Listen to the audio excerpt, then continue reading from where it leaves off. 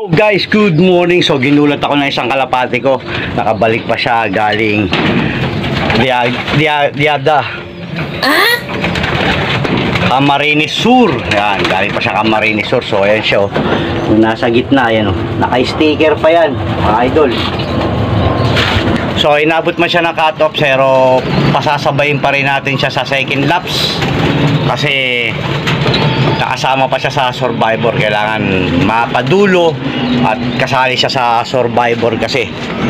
Kaya ayan, nire-recover natin siya para makabawi-bawi ng lakas. Siguro kasi may pasok tayo kahapon mga katoyong, hindi natin na bantayan maghapon. Ngayon lang umaga, kauuwi ko lang, kaya ngayon ko lang siya nakita. Pero I'm sure kahapon pa umuwi ng umaga, kasi nung Sunday yung pinakawalan, Monday kahapon, so Tuesday ngayon.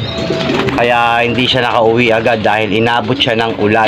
So mahirap talaga yung first lap ng derby ngayon sa norte.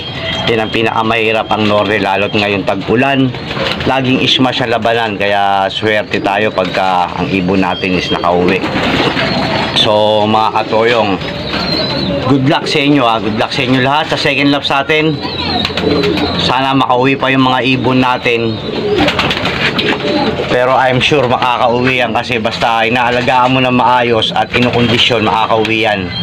Pero pag wala sa kondisyon, di ba, hindi makakauwi ang ibon kahit sino naman tao. Pag wala sa kondisyon, wala sa sarili, mahina. So kailangan palakasin. So bibigyan natin siya mamaya ng mga supplement at vitamins sa atin, yung pinasasalubong natin sa kanila para makarecover. Kasi ayan, nasa likod ko yung mga flyer. Nandyan na yung tatlong umuwi natin. So pang-apat siya. So may isa pa tayong hindi nakakauwi, pero sana makauwi ngayong araw na to para ma-load pa natin siya sa second laps. Pero uwi-uwi yun, nagtitiwala ako sa mga ibon ko, syempre mga katoyong. Kaya tayo dapat nagtitiwala rin tayo sa mga ibon natin. Huwag kayong maikinig sa mga sabi-sabi dyan. Basta ang best, kung ano yung ginagawa nyo sa pagkakondisyon, yun lang ang tutukan nyo. Kasi mahirap, kasi masunog ang ibon sa gamot. Pagdating ng derby, isunog. Dapat hindi tayo lagi nagagamot, natural lang lagi, diba?